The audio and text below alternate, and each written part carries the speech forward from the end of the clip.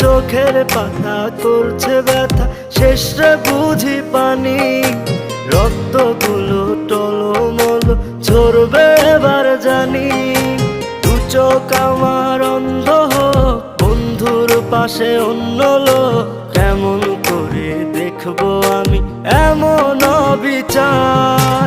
খোদার কাছে মোনাজাতে বলি বারে বার, কেন সে প্রাণ বন্ধু হইল না আমার। নই কি আমি তার যোগ্য, নাকি আমার এমন ভাগ্য, এত ব্যথা সইতে আমি পারবো না যে আর।